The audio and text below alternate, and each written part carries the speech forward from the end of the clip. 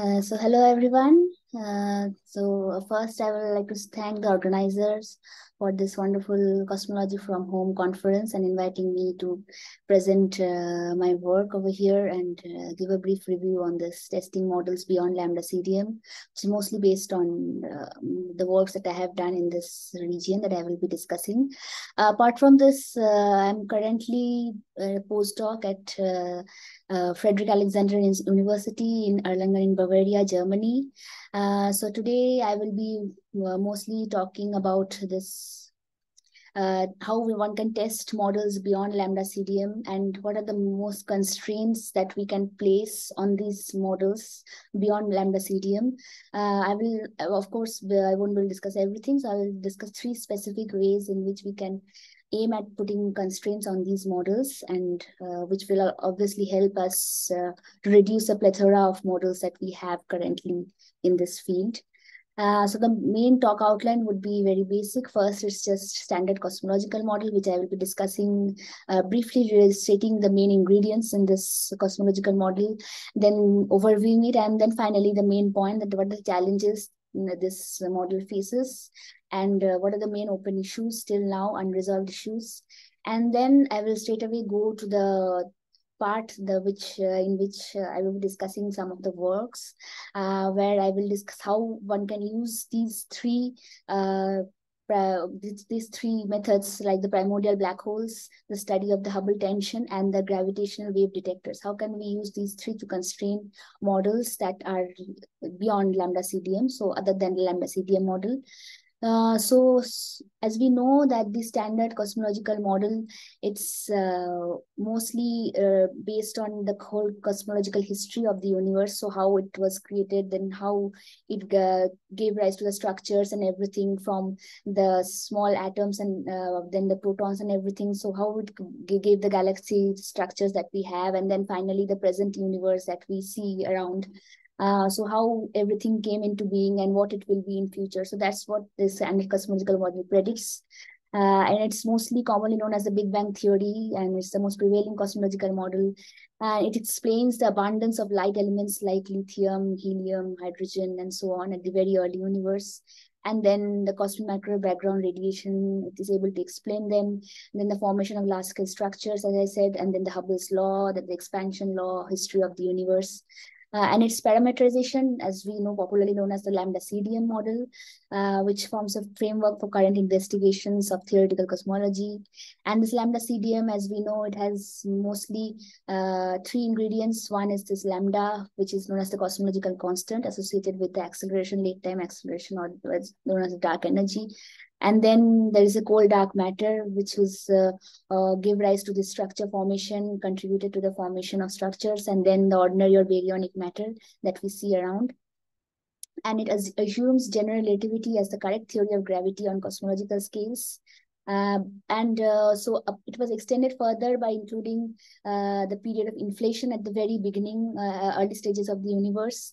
It was mostly introduced in order to explain how from the very small quantum perturbations or fluctuations of matter, it resulted in the formation of the structures that we see. So how they physically interacted with each other and how they formed galactic structures, and the CMB, cosmic microwave background power spectrum, how it's able to explain everything. Therefore, this inflationary period or a period of exponential expansion was introduced in the very early phase of the universe. So these are the main ingredients of this Big Bang theory, lambda CDM, along with general relativity and inflation. So all over, if you want to picturize it in terms of timeline and the energy scales, at different eras or epochs of the universe, cosmological history, you can see in this diagram as it can be seen over here.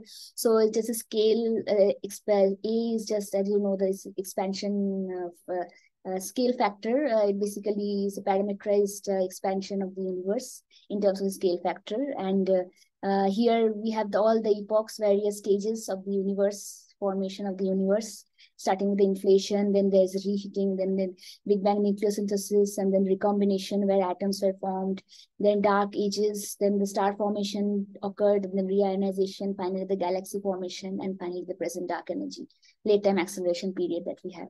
So at various periods, there are various observational probes that one can use to study these, because it's very important to falsify.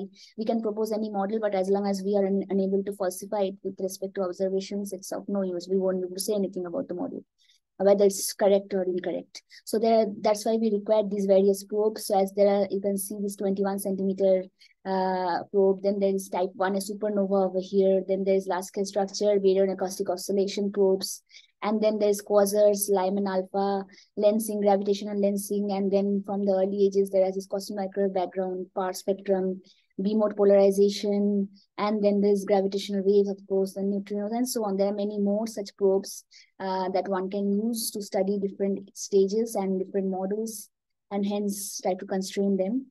So broadly, if you want to divide these periods in the whole structure, is, as you can see in the below, is like inflation, then there's radiation dominated epoch, then there's matter, and finally late time acceleration. And in terms of the scale factor, the difference is mostly how the scale factor depends on time. So as you can see over here, the time dependence varies with each period. For example, in inflation, it's like e to the power of ht, so Hubble parameter is exponential expansion. And then the radiation dominated era, it's t to the power half, then matter is t to the power 2/3. And similarly, late time acceleration, if it's corresponding to ΛCDM, it depends on the value of lambda. So considering these are the model, the basic model, this is the basic model for this lambda CDM, or this Big Bang model that we know. Now, of course, it is able to explain, it has been like the best explanation for the current observations that we have seen till now. However, there are various open issues related to this particular model. Therefore, scopes of improvement are always there. So I have noted down some of the main fundamental open issues that are there, apart from the observational aspects that we already see. So from theory point of view, important issues are like what is the nature of this dark matter that is very necessary for structures to develop finally. Then what's the nature of the dark energy, whether it's like dynamical or it's a constant absolutely, or how will it finally happen, what will happen to this in the future. And of course, this inflation, this whole history assumes there is a presence of universe originated from Big Bang singularity, where space-time structure description completely breaks down. So how can we resolve? So it's not a good thing to be there in the presence of the whole history of the universe. So how can we resolve this Big Bang singularity? And inflation was just one such simple proposal at the very early, to explain the early universe formation, structure formation and everything. But is it like the only confirmatory model that we have? And there are plethora of models to explain inflation. So how did this, is there any confirmatory test we can say that there was an inflationary period? And how did it happen? And what are the physical observables that one can use from this inflationary era? And of course, a very important point is that we assume general relativity as the correct theory for the entire history. So is there a more fundamental, like modified gravity theory that takes into consideration the quantum nature of the universe at the very early stages? Because JR is completely a classical theory. So do we have a modified gravity theory which includes GR as a particular limit? Because we again know that GR explains very well in the solar system scales, perform very well. So we expect it to have GR reduced to GR in a particular limit. And how somehow this dark energy and inflation, they are somehow connected, because both give rise to expansion, late time and early time acceleration of the universe. So are there some kind of connected? And of course, which we all want to somehow get is a unified or a quantum gravity theory for quantum field theory and GR to complete the standard cosmological model. And what observation can we get for, and what impact it has on this cosmology from the quantum gravity theories if it really develops one such theory. And again, the lastly is like, can we use GRBs, like high energy phenomena like GRB, supernovae, then quasars? Can we use this to probe cosmological models, because they are able to give information of a very high redshift in the early universe. So they can be very useful to probe cosmological models that are possible contemporaries to ΛCDM. So now, taking into consideration all these, these were mostly theoretical, basic open issues that we have till now. But now, if we go to this observational tensions, there are some certain tensions, because we know with advent of like better and better instrument, more precision, more satellites, we have like increasing observational probe with improved precision. So with that, there are several current discordances between different cosmological probes. And especially if we know lambda CDM, the primary probe is to Planck its test. So there are certain tensions between the Planck and some, it's like an indirect measurement and the direct measurements of especially two quantities like the present value of the Hubble constant, the Hubble parameter that we have, and this sigma 8, which is related to this RMS amplitude of the fluctuations, matter fluctuations. So it's a quantity related to the matter fluctuation. So these two have been like significant in tension with the lambda CDM and the direct probes. For example, as I've noted down over here, the Schultz collaboration obtained this present value of Hubble as 74 with some errors, while Planck collaboration obtained it to be around 67.3, so with some errors. And so all over, it's like a 4.4 sigma tension with the value reported by Schultz. And then the predicted value from the Planck of sigma 8 in this combination is like 0.8, whereas from clusters, we get a value around 0.74. So which is again in tension of around 2.5 sigma. So they both have like significant tensions among each other, which needs to be taken into consideration. Then there are some other tensions like the lensing parameter AL, which is normally expected to be have a base value of unity for lambda CDM, but instead it has been found that constraints of AL higher than 1, around 1.22 from Planck has been obtained. And then these are most significant tensions. There are some statistically less significant anomalies also. For example, like measurements, independent measures of the violation of statistical isotropy, like the presence of dipole anisotropy, then hemispherical asymmetry that is there, and then also the problem with the presence of cold spots. So there are several like isotropic that violates the isotropical assumption of this lambda CDM formulation altogether. Which has been seen in this WMAP as well as Planck CMB temperature maps. And then very recently, this James Webb Space Telescope, the data that we get for high redshift galaxies, the total galaxy formation physics is being challenged of this lambda CDM due to this detection. This high density and high massive galaxies that has been reported in this data for high redshift galaxies. So this is also something one needs to probe. So what we learned from here is that there are certain questions that one needs to now answer. So can these tensions individually or together, like are these because of systematic errors in the current measurements? Or if it's not systematic, so we also need to now go beyond systematic errors. So if it's not systematic, then are they somehow related, all together because of the common reason that we are unable to understand in the inferred value of this H naught and sigma 8 and others?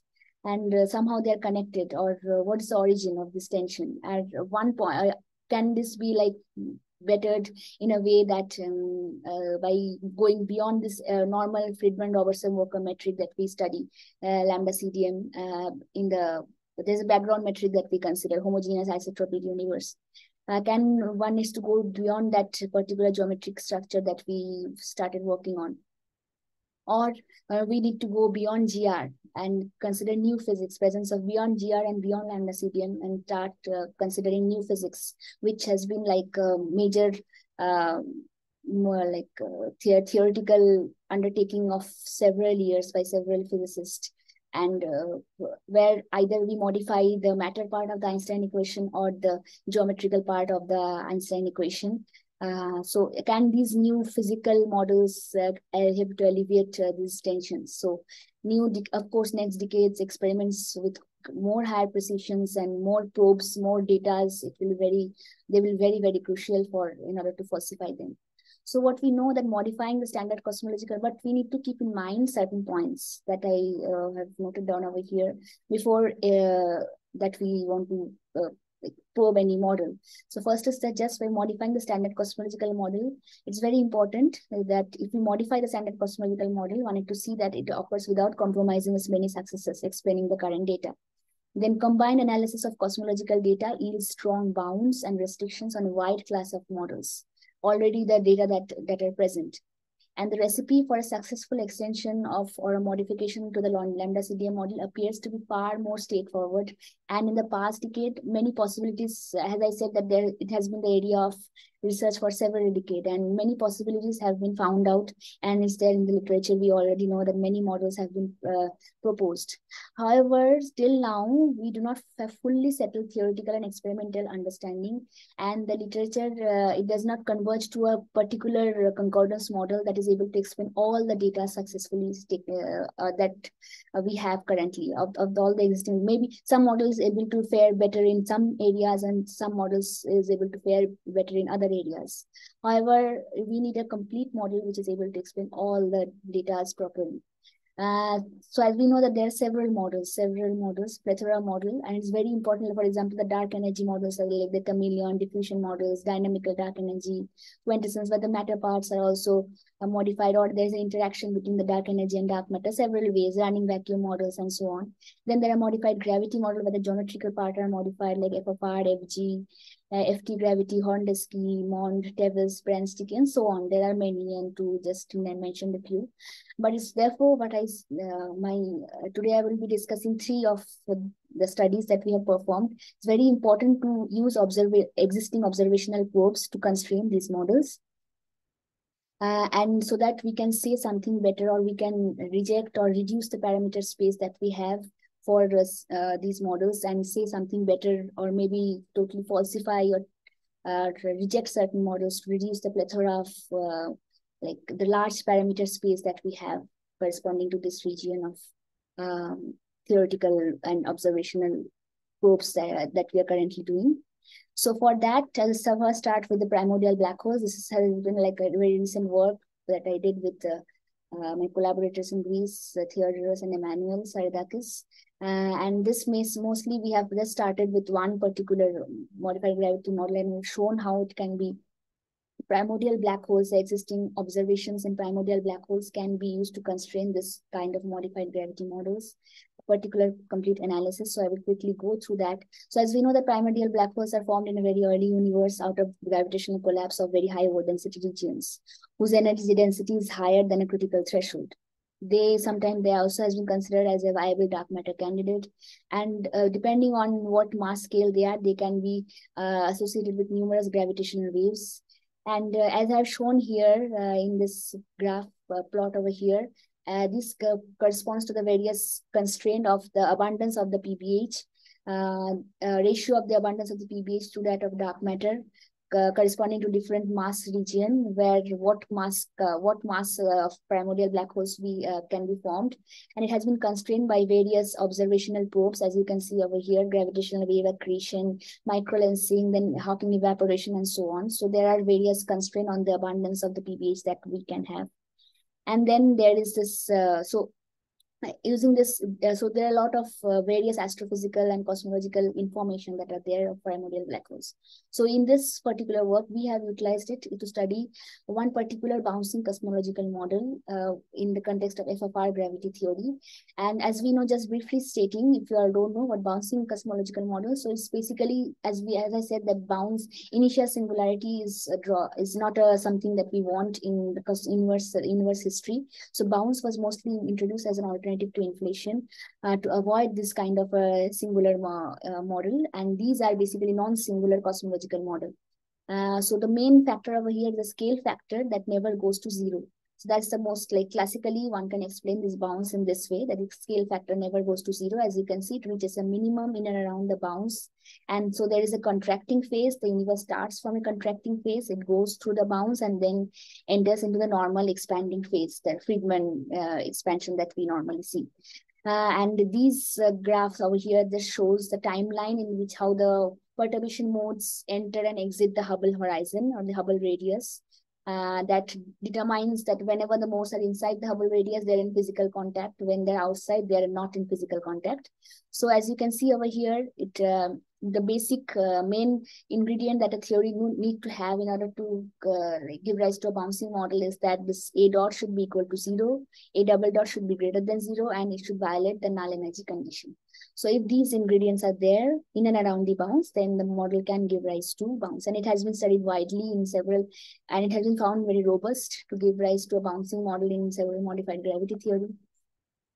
So in this case, we studied it for the FFR gravity model. And geometrically, this is the gravitational action for this FFR gravity.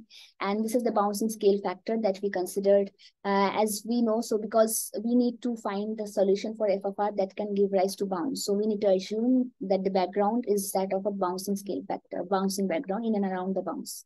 And then it goes to normal radiation dominated expanding universe, and that we normally see in GR. So the scale factor for bounce is given by this form, and it satisfies all the conditions that I just now said on that scale factor needs to have. And this TRD over here corresponds to the time of transition from this bouncing to the radiation dominated epoch. Of course, that can be constrained because bounce always needs to have happened before the radiation dominated epoch. So using the scale factor, we find this background solution for this FFR, then the form of FFR in and around the bounce only over here. And then we go to the perturbation region, and then we see that the perturbation, the power spectrum is obtained, for scalar power spectrum is obtained over here. And this H and F, these are the hypergeometric, these are basically Hermite polynomial and hypergeometric functions, and the C2 and C2 and C1, they are just like, they can be constrained using the initial condition. So initial condition is again the same as Bunch-Davies vacuum. So we assume that here also we have a Bunch-Davies vacuum, and then C1 and C2 are also fixed. So then the terms coming from the FFR, we assume that they have contribution in and around the bounce only, main contribution. So from here only we can obtain a form of this alpha T square, because as it goes to a value of around 1, then we say that this bounce breaks down, and the radiation dominated epoch it arrives. So from there one gets form of TRD in terms of this alpha already, because alpha is the bouncing parameter which we want to constrain from this analysis. And we further get an upper bound on the co-moving scale over here, as you can see, the scale, the maximum allowed scale in this case, and this correspondingly gives a lower bound on the PBH mass, primordial black hole mass, which all of this depends on this single bouncing parameter. So we just have one parameter in this model finally, which we constrain. So then I will just directly go to the I'm not going to do the history of so much what mathematical analysis we have done theoretically to get this bouncing abundance, primordial abundance in this bouncing universe. So main methodology that we use is counting the number of peaks, rare and large peaks of this PBHs that we can get in order to get the abundance. So for this, we use the scaling law, critical scaling law that is already present in the theory. We already know that. And we assume the Gaussian distribution of this primordial black holes.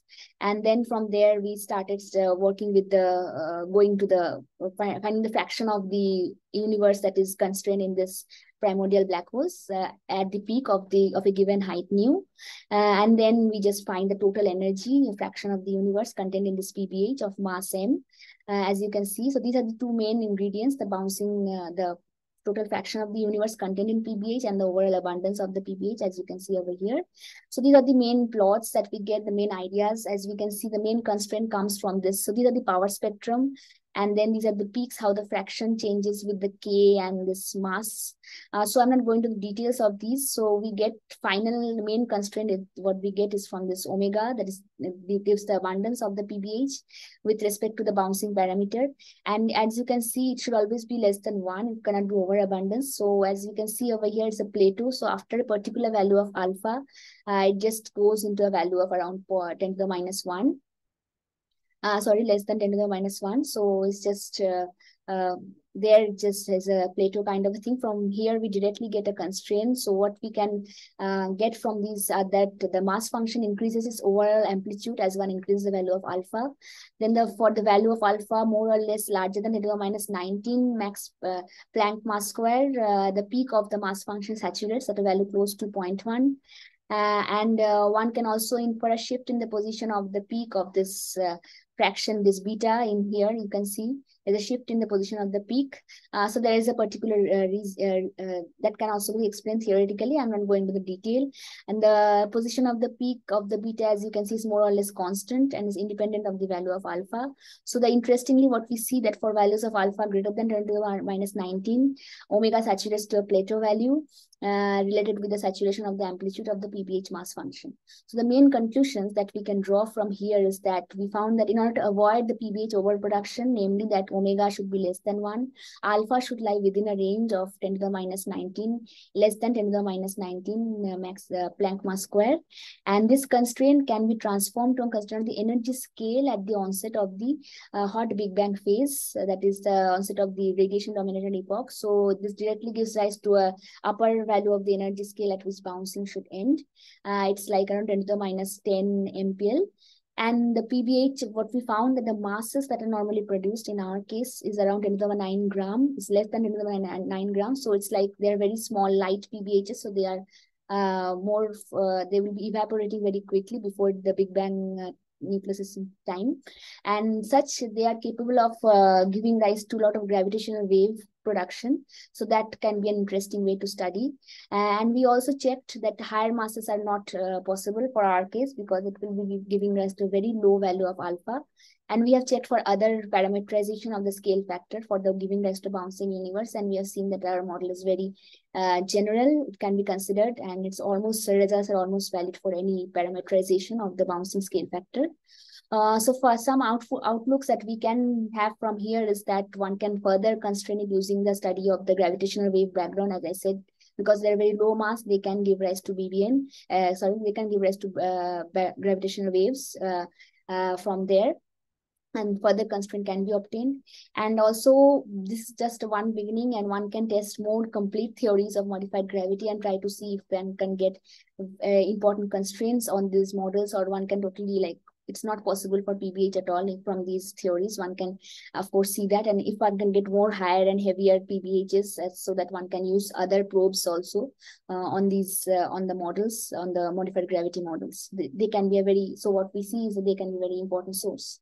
So now going to my next thing is that elevation of Hubble tension. So I will just quickly go because time is not much. So as you can see that for this, we start with a new gravitational scalar tensor theory where we probed it first for this metric and it for this kind of a gravitational scalar tensor theories where it's a function of this, everything can be explained using this metric and its derivatives only. So it's completely geometrical explanation. There is no like extra matter part or anything over here. And this, the Lagrangian contains a Ricci scalar and its first and second derivatives in a specific combination that makes it free from any hosts. And in the Einstein frame, they are proved to be a subclass like biscalar extensions of GR. So they can be re-expressed in terms of like two scalar field in Einstein frame. So as you can see below, it has been shown how in the Einstein frame it is going to look. This kappa and this G, they are basically the two unknown functions, and they depends on this phi and B. B basically is a function of this chi field. So these are basically two field dependent, this kappa and G. So these are the unknown functions, which the form of which depends the kind of model which we are going to study. So here we studied two particular models, as you can see above. Firstly is given the general Friedman equations for these for this kind of a theory. As you can see, of course, there are some additional terms, the dark energy. We studied it for the present late time acceleration. So we work out the dark energy equation. As you can see that they have some complicated form of terms, combination of these additional scalar fields. And so we studied it for two particular models. So if both this zeta and this eta, if both these zeta and chi coupling constants are 0, then we get the normal GR. So it's a GR model. We just consider the first possible extensions of this GR, the simplest extension. So these two models are considered, and then we studied how, whether this kind of a behavior where one can explain from purely geometrical Lagrangian, whether this kind of a model is able to explain this like the Hubble tension that I initially stated with this present in the ΛCDM and the Schurz collaboration, where it can alleviate alleviate this kind of a tension. So as we see here, you have plots for how the equation of state and the Hubble parameter goes for the first model, and this is for the second model. And these are the various values of the parameters that we have used. And we see that for this parameter value around 10⁻10, they are actually able to alleviate the Hubble tension. As you can see, it has a value of around 74, which is very close to the observational value that we get from direct observation. And interestingly, what we get that for both cases, the equation of motion, the equation of state follows like a phantom behavior. As you can see over here, the behavior is similar to the like a phantom universe would be having. So that is a very important property that you can consider that this as actually gives rise to the additional push that is required for the Hubble parameter to increase its value of what we normally get in the present universe from direct measurements. And of course, we have also studied here from the cosmic chromometer data. Also, we see that they are also very well in sync with the cosmic chromometer data also. So I will directly now go to the another result from this another theory that has been seen is the Horndeski theory. We also know it's a very general, it's the most general scalar tensor theory that is possible, considering the higher derivatives of the scale factor. So here also there is single scalar field, but there are higher derivatives of the scale factor of the scalar field in a way that it doesn't give the equation of motion are still second order. So it has been proposed in that way. I'm not going into detail of the theory. So the most important point over here are these two results. Here also they have seen that in this case, it's just like the Hubble parameter. Again, there is an increase in the value of the Hubble parameter as well as this. You can see to a value of around 74 in the present epoch. And this has an interesting feature that the G, or the Newtonian constant, is not a constant, but it varies with time. And as you can see that there is a certain decrease in the value of G around this slightly earlier epoch. So this kind of a reduction in the Newtonian gravity gives it's also able to give that additional push to give rise to this additional increase in the value of the present Hubble parameter. So what we have seen that from these analysis and also some other, that solving of both H0 and sigma tensions requires, so of course we have, these are mostly for the H0, but it has been shown that both H0 and sigma tensions can be solved if either there's this equation of state, there is a phantom divide in that the equation of state performs, or if or if the G effective, there is a certain, it varies with time. So it's like a time-dependent version with this kind of a behavior. So in both the cases, the models which give rise to this kind of a behavior can be capable of solving this kind of a this Hubble and sigma tension together. So they can be very strong contenders for this alleviation of these tensions. So the main conclusions that we get, so we are now working on the sigma tension, and we are strongly hoping that it will be able to resolve that tension too. So what we investigated the possibility of resolving the Hubble tension using this new gravitational scalar tensor theory.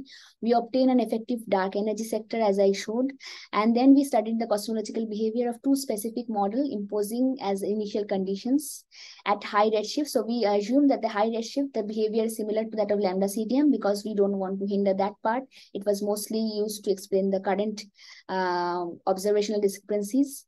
And we have shown that such kind of a biscalar modifications become important at the present, and thus at low redshift, the Hubble function acquires an increased value in a controlled way, resulting in the value of H0 around 74 km per second per megaparsec. For particular parameter choices, of course, it constrains the parameter space to a particular value. And we then further confronted our models with the cosmic chromometer data at 1 sigma level, and we've shown that they have been very well agreement. So what we see that therefore one is to construct gravitational modifications or gravitational models with modifications that depicts either a phantom evolution, which implies faster expansion, or leading to less gravitational power at intermediate and late times. That is through a time-dependent Newtonian constant. So they can be important hints to what kind of a model we need to build. So now lastly, I will just quickly brush through another important aspect that I have studied is the dark matter condensates. So this is not like typically a modification of GR geometry, but this is like the behavior of the cold dark matter is basically gets modified. So how they are modified in order to explain, because mostly problems at the galactic scales, because CDM also has some drawbacks at that very small scale, galactic scales. So mostly to overcome the drawbacks, these dark matter condensates were proposed, and which I have worked in these two papers. But here I will mostly discuss the prospects of how we can probe these dark matter condensates using the gravitational waves. So I will just quickly go through the study that we have proposed. We have studied mostly three dark matter models, the most successful one, superfluid, Bose-Einstein condensate, and fuzzy dark matter, using the current constraints on the binary neutron star GW170817 detection by the LIGO Virgo detector network for advanced LIGO Virgo, LISA, and IPT and SKK detection frequency. So we used various observational data that we have from the different detection frequencies on this binary neutron star. As we know, the superfluid represents a system with three body interactions. So there is this the cold dark matter, there's a baryon, and then there's a phonon in between that interacts between this baryon and cold dark matter as a mediator, as opposed to this Bose-Einstein condensate, where it's just a two-body interaction. So there is no phonon intermediator. It's just a two-body interaction. And then fuzzy dark matter, they are devoid of any self-interaction, and they only work under very ultralight particles, and they are mostly in the presence of like quantum pressure, and they behave like solitonic cores at the center of the galactic center. So that's why they are able to overcome several drawbacks that the CDM has at the galactic core, like for example the cuspy behavior of the core, and then there is the baryonic Tully-Fisher relation, and then there is this missing satellite, and so on. There are several problems that this kind of an explanation is able to overcome. So now the main idea is that when a gravitational wave passes through a medium, it can interact with matter, and the resulting outgoing wave undergoes a phase shift, just similar to how electromagnetic wave will behave. And this kind of a phase shift depends on the matter density of the medium. Now, for gravitational wave, it was found that the change in the effective refractive index, it is proportional to the average density of the medium, and hence the density profile, and also it depends on the frequency of the gravitational wave. So both are very important factors that affects how the refractive index and hence the speed of the gravitational wave will change. Now, the basic dependence of the refractive index on the density profile and frequency is, as you can see over here, is given by this relation over here. And now, corresponding the effective speed that can be captured by a gravitational wave detector is in terms of these new modification is given by this form over here, where d corresponds to the distance of the observer and the detector, how from the source and the observer is a distance, and r is the radius of the halo that we are considering. So together they give rise to this effective change in the speed of the gravitational wave. The observation of the gravitational wave from binary neutron already constrained this delta C effective to a high degree of accuracy, around 10⁻⁻15. So our basic model is that we consider the model that the halo is expected to consider of dark matter condensate and a dark matter condensate core, and they are surrounded by the CDM crust, which follows the normal, very well explained NFW profile, because they have been able to explain the outer side of the galactic region to a great deal of accuracy. So this is the basic density profile that we assume. So this is the outer crust, and this is the main core region, where this rho C is given by the particular condensate model that we are considering, and this is of course the NFW profile. Well-known NFW profile. So I'm not going to details of the models of how we are doing it. So we just considered the basic model. From there, we study the Lehman equation, and then we get the refractive index, as you can see over here. The basic, we have some additional terms, of course, that depends on the core parameters, model parameters. So using these parameters, expression of the refractive index, we use the data that we have from LIGO, LISA, IPT, and SK, the frequencies, and then we plot this delta C effective with respect to the frequency and see where these different different models lie corresponding to different frequencies. So here I've just discussed two of the models. BC just lies in between these two.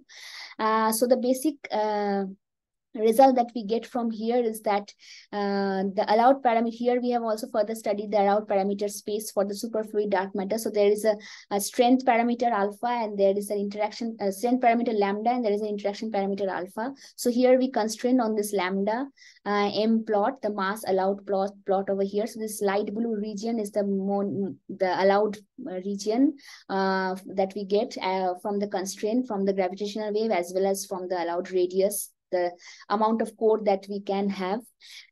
So the additional constraint of that we get from here is that the allowed parameter space for the superfluid dark matter, considering the best scenario where the frequency is fixed, is in the nanohertz range.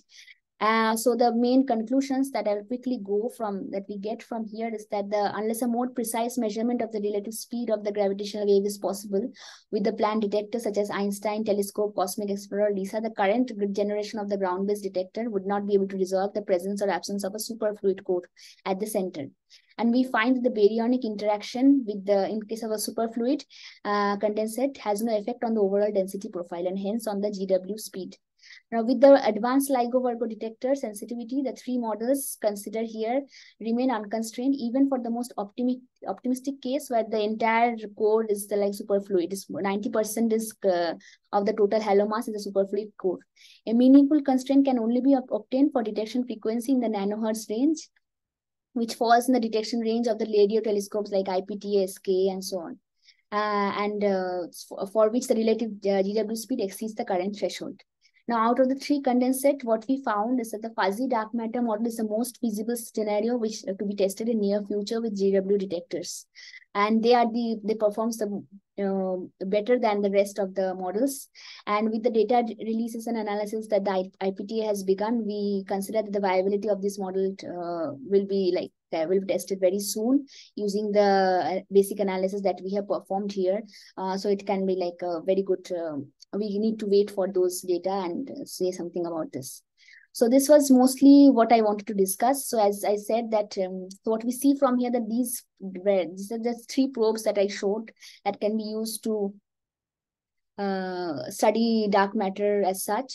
However, to constrain the ΛCDM model, but however, we need to, there are several other probes like binary pulsars and binary pulsars, for example. Then there are other probes like CMB. From here also we can constrain the model. But these are the most important probes that we need to use to constrain the model, which is very, very important at present because there are so many plethora of models. So we need to do the analysis to constrain them. So these are the most I was able to discuss today. Of course, in the live discussion session, we can talk more about these models as well as the other models that are there. So I would like to thank the organizers again, and thank you everyone. So bye. I will end my talk here.